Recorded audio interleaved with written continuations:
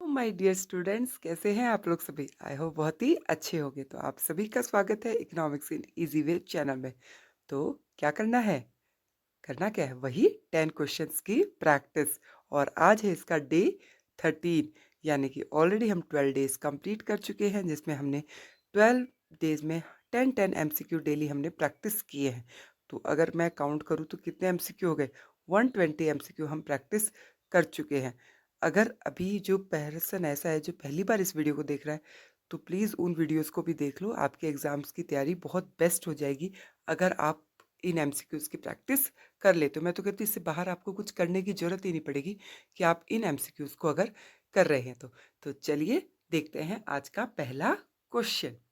पहला क्वेश्चन क्या है? निम्नलिखित अभिकथन को पढ़ें। अभिकथन और कारण नीचे दिए गए सही विकल्पों में से एक चुनें।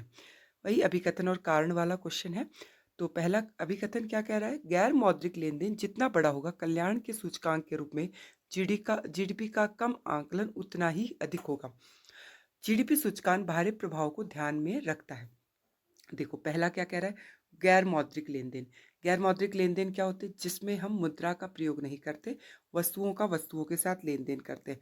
तो सही बात है, अगर गैर मौद्रिक लेन देन ज़्यादा होंगे तो जीडीपी का आंकलन कम होगा, क्योंकि जीडीपी गैर मौद्रिक लेन देन को शामिल नहीं करती है। तो पहली वाली स्टेटमेंट बिल्कुल सही है। जीडीपी सूचकांक बाहरी प्रभाव को ध्यान में रखता है? नहीं, जीडीपी सूचकांक बाहरी प्रभाव को ध्यान में नहीं रखता। बाहरी प्रभाव पता है ना आपको, जो धनात्मक ऋणात्मक, जिससे कुछ ऐसी आर्थिक क्रिया जिससे आपने कुछ नहीं किया, किसी तीसरे पर्सन पे, मतलब जिसने किया उससे तीसरे पर्सन पे कुछ अच्छा या बुरा प्रभाव पड़ता है, उसको हम क्या कहते हैं? बाहरी प्रभाव। तो जीडीपी सूचकांक बाहरी प्रभाव को ध्यान में नहीं रखता, बल्कि ये इसकी एक सीमा है जिसके कारण जीडीपी की हम ये भी करते हैं, आलोचना भी करते हैं। तो पहला वाला कथन तो सही है, लेकिन जो कारण है वो गलत है। तो हमारा ऑप्शन नंबर कौन सा सही हो गया? सी ऑप्शन सही हो गया। क्वेश्चन नंबर 2, विनिमय दर में निरंतर वृद्धि को मुद्रा का डैश कहा जाता है। विनिमय दर में अगर निरंतर वृद्धि होती रही तो उसको मुद्रा का क्या कहेंगे? भाई, विनिमय दर जैसे कि मैं आपको कहूँ, पहले आपको सॉरी, $1 इज इक्वल टू कितने का मिल रहा था? 80 रुपीज़ का मिल रहा था। और फिर आपको $1 मान लो 85 का मिल रहा था, तो क्या हुआ? वृद्धि हुई। वृद्धि को आप क्या कहोगे? इसको आप क्या कहोगे? मूल्य ह्रास। इसको क्या कहेंगे? मूल्य ह्रास। तो सही आंसर क्या है? Option number A. प्रश्न नंबर 3, निम्नलिखित प्रश्नों में से दो कथन दिए, कथनों को ध्यानपूर्वक पढ़ें और नीचे दिए गए विकल्पों में सही विकल्प चुनें। दो कथन दिए, सभी उत्पादक वस्तुएं पूंजीगत वस्तुएं हैं। क्या सभी उत्पादक वस्तुएं पूंजीगत वस्तुएं हैं? और कथन 2 है, केवल उपभोक्ता ही अंतिम वस्तुओं के अंतिम उपयोगकर्ता होते हैं। तो सभी उत्पादक वस्तुएं पूंजीगत वस्तुएं नहीं होती है। जैसे कि मैं आपको कहूं, अगर लकड़ी है, लकड़ी को क्या आप काफी सालों तक प्रयोग कर सकते हैं? नहीं। लकड़ी है, उससे आपने फर्नीचर बना दिया, वन टाइम उसका यूज कर सकते हैं। लेकिन पूंजीगत वस्तुएं क्या होती है? वे वस्तुएं जिनका हम कई सालों तक प्रयोग करते हैं। तो सभी उत्पादक वस्तुएं पूंजीगत वस्तुएं नहीं होती। हाँ, सभी पूंजीगत वस्तुएं उत्पादक वस्तुएं होती है। अगर यहाँ पे ऐसे लिखा होता, सभी पूंजीगत वस्तुएं उत्पादक वस्तुएं होती है, हाँ, ये कथन सही होता। लेकिन ये कथन क्या है? गलत है। केवल उपभोक्ता ही अंतिम वस्तु का अंतिम उपयोगकर्ता होता है? नहीं, उपभोक्ता ही नहीं होता। यह डिपेंड करता है कि कौन व्यक्ति उसको अंतिम उपयोगकर्ता के रूप में इस्तेमाल कर रहा है। तो दोनों ही कथन असत्य हैं, यानी कि option number B right answer है। ऑप्शन क्वेश्चन नंबर 4, दोहरी गणना के परिणाम स्वरूप राष्ट्रीय आय अधिक अनुमानित होती है, कम अनुमानित होती है, सही अनुमानित होती है? तो दोहरी गणना के कारण क्या होती है? अधिक अनुमानित, क्योंकि हम एक ही वस्तु के मूल्य को बार बार जोड़ लेते हैं, इसलिए इसका आंसर क्या होगा? अधिक अनुमानित। Option number A right answer.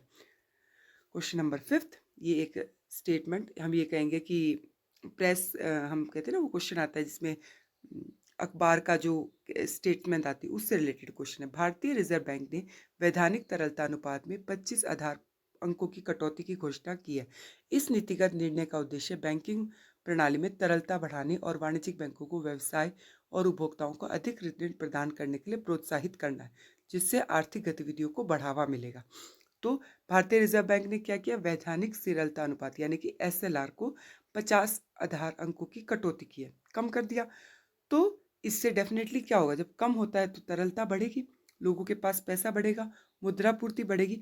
तो आपको ये बताना है कि इसमें से केंद्रीय बैंक अपना कौन-सा कार्य कर रहा है? क्या वो सरकार का बैंकर वाला कार्य कर रहा है? क्या वो विदेशी मुद्रा भंडार का संरक्षण है? क्या वो ऋण ऋण नियंत्रक है या मुद्रा जारी करता है? तो इसका सही आंसर है वो ऋण नियंत्रक है, क्योंकि इस कार्य को करके वो ऋण को नियंत्रण में कर रहा है। तो option number C right answer है। क्वेश्चन नंबर 6, आय विधि का उपयोग करके राष्ट्रीय आय की गणना में मजदूरी, किराया, ब्याज, लाभ के योग को डैश कहा जाता है। तो आय विधि से जब हम सभी को गणना करते हैं तो हमें क्या मिलता है? हमें मिलती है कारक लागत पर राष्ट्रीय आय, यानी कि option number C right answer है। क्वेश्चन नंबर 7, सरकार की राजस्व प्राप्तियों में कर राजस्व और गैर कर राजस्व शामिल है।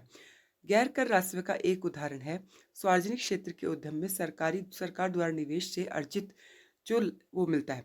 अब देखो, राजस्व प्राप्ति होती है, इसमें एक होते हैं कर राजस्व और एक होते हैं गैर कर राजस्व। अब सरकार कोई मान लो सार्वजनिक उद्यम है जिसमें सरकार की भागीदारी है, तो उससे सरकार को क्या मिलेगा? सरकार को क्या मिलेगा? सरकार को मिलेगा लाभांश। लाभांश क्या होता है? लाभ का वह अंश जो जो उसके विभिन्न शेयर होल्डर होते हैं उसके बीच में क्या किया जाता है? डिस्ट्रीब्यूट किया जाता है। तो हमारा ऑप्शन नंबर बी क्या है? सही आंसर है। क्वेश्चन नंबर 8, मुद्रा विनिमय के माध्यम लेखा की इकाई मूल्य के भंडार अस्थगित भुगतानों के मानक के रूप में कार्य करती है, जो अर्थव्यवस्था में लेन देन आर्थिक गतिविधियों को सुविधाजनक बनाती है। तो ये बिल्कुल सही बात है, मुद्रा के कार्य को दिखा रही है और इस कार्य से आर्थिक गतिविधियां सुविधाजनक बनती है। कथन 2 क्या कह रहा है? किसी अर्थव्यवस्था में मुद्रा की आपूर्ति में सभी वित्तीय परिसंपत्तियां शामिल होती है, जैसे स्टॉक, बॉन्ड, क्योंकि इन्हें आसानी से नकदी में परिवर्तित किया जा सकता है। ये कथन गलत है। मुद्रा की आपूर्ति में ये सब चीजें शामिल नहीं होती है। तो कथन 1 सही है और कथन 2 क्या है? असत्य है। क्वेश्चन नंबर 9, राजकोषीय घाटा उधार को छोड़कर कुल प्राप्ति और कुल व्यय को अधिक है, जो उस वित्तीय वर्ष के लिए सरकार की कुल उधार आवश्यकताओं को दर्शाता है। तो राजकोषीय घाटा है क्या? भाई सही बात है, कुल प्राप्तियों पर कुल व्यय का जो अधिक है, लेकिन उसमें से क्या छोड़ दिया? उधार छोड़ दिया। ये एक्चुअल में क्या दिखाता है? कुल उधार को दर्शाता है। ये कथन बिल्कुल ही सही कह रहे हैं, कोई प्रॉब्लम नहीं। यदि राजकोषीय घाटा बाजार से उधार लेने के बजाय नए पैसे छापकर वित्त पोषित किया जाएगा तो उच्च राजकोषीय घाटा अर्थव्यवस्था में मुद्रास्फीति के दबाव को जन्म दे सकता है। बिल्कुल सही बात है कि अगर नए पैसे छापकर हमने अपना ऋण चुकाया, उधार को चुकाया, तो इससे अर्थव्यवस्था में मुद्रास्फीति आएगी। क्योंकि मुद्रास्फीति क्यों आएगी? क्योंकि मुद्रा की पूर्ति बढ़ जाएगी। तो दोनों ही कथन क्या है?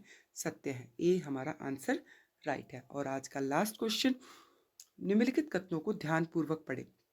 केंद्रीय बैंक द्वारा नकद आरक्षित अनुपात में वृद्धि से वाणिज्यिक बैंकों को ऋण देने की क्षमता कम हो जाती है। अगर नकद आरक्षित अनुपात यानी कि सीआरआर में अगर हम इंक्रीज कर देंगे, वृद्धि कर देंगे, तो वाणिज्यिक बैंक ऋण देने की क्षमता कम हो जाएगी। बिल्कुल सही बात है, अगर सीआरआर बढ़ गई तो बैंक कम ऋण दे पाएगा। उच्च सीआरआर का अर्थ है कि बैंकों को अपनी जमा राशि का एक बड़ा हिस्सा रिजर्व के रूप में रखना होगा, जिससे उधार लेने के उद्देश्य से कम धनराशि उपलब्ध होगी। तो ये दोनों ही कथन सही है, मतलब कथन कारण के अकॉर्डिंग है। तो हमारा ऑप्शन नंबर 1 क्या हो जाएगा? सही आंसर हो जाएगा। तो कमेंट सेक्शन में जरूर लिख के बताइएगा आपको क्वेश्चन कैसे लगे और आपका स्कोर क्या रहा। ठीक है, मिलते हैं आप लोगों से कल नए वीडियो के साथ में। Thank you.